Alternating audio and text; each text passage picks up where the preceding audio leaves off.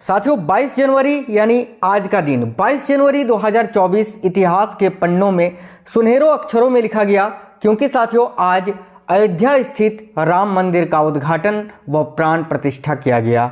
और आज इस क्लास में अयोध्या राम मंदिर से लेकर सारे क्वेश्चन जो बन सकते हैं, जो आपके परीक्षा में पूछे जा सकते हैं, वो सारे क्वेश्चंस लेकर आए हैं। आपको कंप्लीट वीडियो देखना है। चाहे आप किसी भी एग्जाम की तैयारी कर रहे हैं, ये क्वेश्चंस आपको 100% पूछे जाएंगे।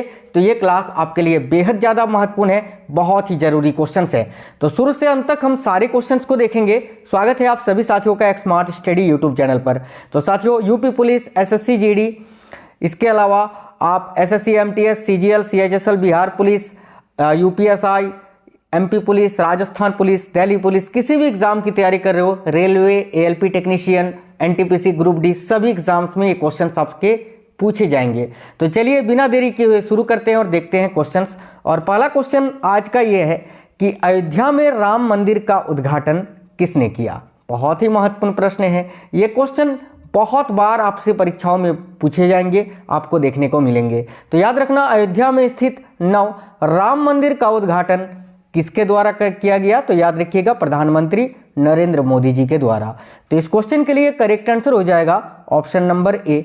आगे देखिए, रामलला की, देखिए रामलला की नई मूर्ति की ऊंचाई कितनी है। ये देखो रामलला की नई मूर्ति है ये, और इसकी ऊंचाई कितनी है। तो याद रखिएगा 51 inch. Option number B correct answer हो जाएगा। 51 इंच इस मूर्ति की ऊंचाई है, रामलला की नई मूर्ति की। ठीक है, आप लोग सभी साथी कमेंट बॉक्स में जय श्री राम एक बार जरूर लिखना। देखिए आपको बता दें कि ये जो रामलला की नई मूर्ति है, पैर की उंगली से ललाट तक रामलला की मूर्ति की कुल ऊंचाई 51 इंच है, और मूर्ति का वजन करीब 150 से 200 किलो का है। मूर्ति एक बार फिर से आप लोग देख लीजिए, श्री राम जी का भव्य दर्शन आप लोग इसी क्लास से कर लीजिए। चलिए आगे देखिए, नेक्स्ट क्वेश्चन है, अयोध्या में 22 जनवरी 2024 को जलने वाली अनोखी अगरबत्ती कितने फीट लंबी है। तो ये जो अनोखी अगरबत्ती है, जो कि साथियों 16 जनवरी मंगलवार को ही जला दी गई थी, इसकी लंबाई कितनी है ये आपसे पूछा जा रहा है। तो याद रखना 108 फीट। Option number D. इस अगरबत्ती की खास बातें मैं आपको यहाँ पर बता देता हूँ। देखिए, इस अगरबत्ती को बनाने में 3 से 4 महीने का वक्त लगा है। यह अगरबत्ती 45 दिनों तक प्रज्वलित होगी। साथ ही 15 से 20 किलोमीटर तक की एरिया में इसकी सुगंध जाएगी। और आपको बता दें कि 3500 किलोग्राम, देखिए ये जो अगरबत्ती है इसका वजन है 3500 केजी। ठीक है, और इसका निर्माण कहाँ पर किया गया है, गुजरात में। और आपको बता दें ये शुद्ध घी और गाय के गोबर से निर्मित है। आगे देखिए, नेक्स्ट क्वेश्चन है, अयोध्या के राम मंदिर का क्या महत्व है। तो साथियों देखिएगा, अयोध्या के राम मंदिर का महत्व क्या है ये आपसे पूछा जा रहा है। तो भाई अयोध्या में श्री राम का जन्म हुआ था। तो देखिए यहाँ आपका राइट आंसर होगा भगवान राम का जन्म स्थान। तो करेक्ट आंसर होगा ऑप्शन नंबर बी, भगवान राम का जन्म स्थान है। आगे देखिए, अयोध्या राम मंदिर की आधारशिला किसने रखी थी। अब देखिए, अयोध्या राम मंदिर का जो भूमि पूजन हुआ था, वह आधारशिला हुआ था, ये 5 अगस्त 2020 को रखा गया था, है ना। और किसने रखी थी, तो ये भी नरेंद्र मोदी जी ने। राइट आएगा ऑप्शन नंबर ए। आगे देखिए, निम्न में से कौन सा त्योहार है जो भगवान राम के 14 वर्ष के वनवास को पूरा करने के बाद उनके अयोध्या वापस आने की याद में मनाया जाता है। तो याद रखिएगा, बहुत ही महत्वपूर्ण प्रश्न है। देखिए, इनमें से वो कौन सा त्योहार है जो भगवान श्री राम के 14 वर्ष के वनवास को पूरा करने के बाद उनके अयोध्या वापस आने की याद में मनाया जाता है। तो याद रखना साथियों, Diwali. Option number B correct होगा। कार्तिक अमावस्या पर यह मनाया जाता है। आगे देखिए, अयोध्या राम मंदिर के लिए रामलला की मूर्तियों को किसने बनाया। रामलला की जो नई मूर्तियां हैं, जैसे कि मैंने आपको दिखाया, वो किसने बनाया है। तो यही है वो शख्स। ठीक है, और इनका नाम है अरुण योगीराज जी। याद रखिए, अरुण योगीराज। नेक्स्ट क्वेश्चन देखिएगा, अयोध्या के राम मंदिर का निर्माण किस शैली पर किया गया। तो भाई अयोध्या के राम मंदिर का निर्माण जो है वो किस शैली पर किया जा रहा है। तो याद रखिएगा, नागर शैली। ऑप्शन नंबर बी करेक्ट आएगा, नागर शैली पर। देखिए, भारत में मंदिर निर्माण करने की 3 प्रमुख शैलियां होती हैं। एक वेसर शैली होती है, एक द्रविड़ शैली और एक नागर शैली। तो ये नागर शैली में अयोध्या के राम मंदिर का निर्माण किया जा रहा है।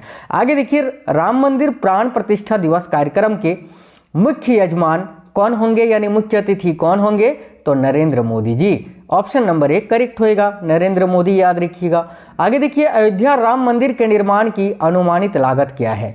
अब देखिए अयोध्या का जो राम मंदिर है इसको बनने में कितना खर्च हुआ है, तो याद रखना 1800 करोड़ रुपए। ऑप्शन नंबर सी करेक्ट होगा।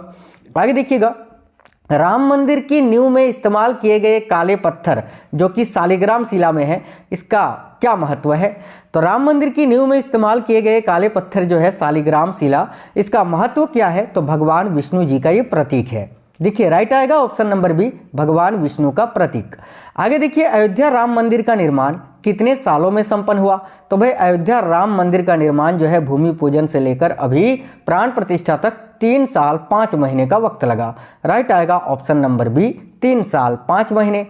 आगे देखिए नेक्स्ट क्वेश्चन है, अयोध्या में 108 फीट लंबी अगरबत्ती किस तिथि को जलाई गई जो 45 दिनों तक जलेगी? तो जैसे कि मैंने अभी आपको बताया, ये 16 जनवरी 2024 को ही जो है ना, 16 जनवरी 2024 को ही जलाई गई।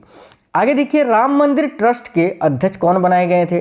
तो भाई राम मंदिर ट्रस्ट के अध्यक्ष कौन है? तो इनका फोटो आप देख सकते हैं और इनका नाम है महंत नृत्य गोपाल दास। याद रखिए, महंत नृत्य गोपाल दास इनका नाम है ना। आगे देखिए नेक्स्ट क्वेश्चन है, राम मंदिर की ऊंचाई कितनी है? तो भाई अयोध्या में स्थित रही जो राम मंदिर है हमारा, इसकी ऊंचाई कितनी है?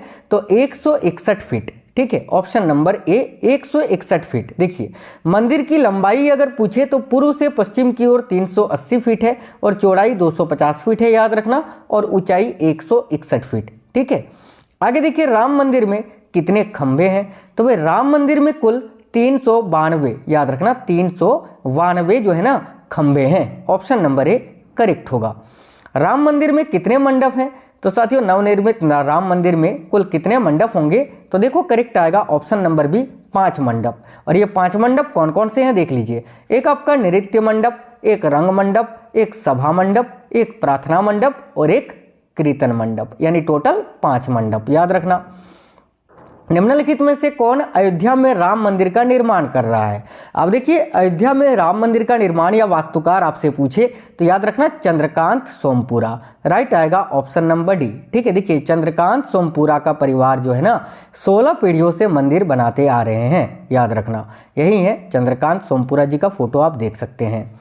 आगे देखिएगा, देखिए वास्तुकार सोमपुरा परिवार है, जैसे कि चंद्रकांत सोमपुरा और निखिल सोमपुरा, आशीष सोमपुरा, इनका नाम याद रखना। आगे देखिए, राम मंदिर का निर्माण ये किसके द्वारा कराया जा रहा है? तो याद रखिए राम मंदिर का निर्माण जो है श्री राम जन्मभूमि तीर्थ क्षेत्र के द्वारा कराया जा रहा है। तो करेक्ट आएगा ऑप्शन नंबर ए। देखिए श्री राम जन्मभूमि तीर्थ क्षेत्र, और कंपनी अगर पूछे कौन सी कंपनी, तो L&T यानी लार्सन एंड टुब्रो। याद रखना। आगे देखिए, रामलला की प्राण प्रतिष्ठा किस तिथि को हुआ? तो भाई रामलला की प्राण प्रतिष्ठा जो है ना, याद रखना 22 जनवरी 2024 को किया गया, यानी आज ही के दिन। आगे देखिए, रामलला की प्राण प्रतिष्ठा का शुभ मुहूर्त कितने समय का था?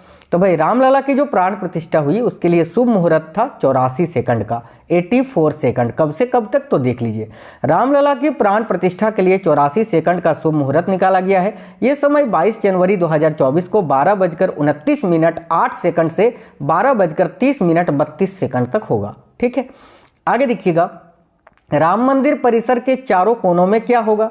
तो साथियों राम मंदिर परिसर के जो चारों कोने हैं उनमें क्या होगा? तो 4 अन्य मंदिर। और वो 4 मंदिर कौन कौन से हैं? तो देख लीजिए, राम मंदिर परिसर के चारों कोनों पर 4 मंदिर होंगे, जिनमें सूर्यदेव, देवी भगवती, गणेश भगवान और भगवान शिव को समर्पित होंगे। साथ ही ये भी याद रखना, उत्तरी भुजा में मां अन्नपूर्णा का मंदिर, जबकि दक्षिणी भुजा में हनुमान जी का मंदिर है।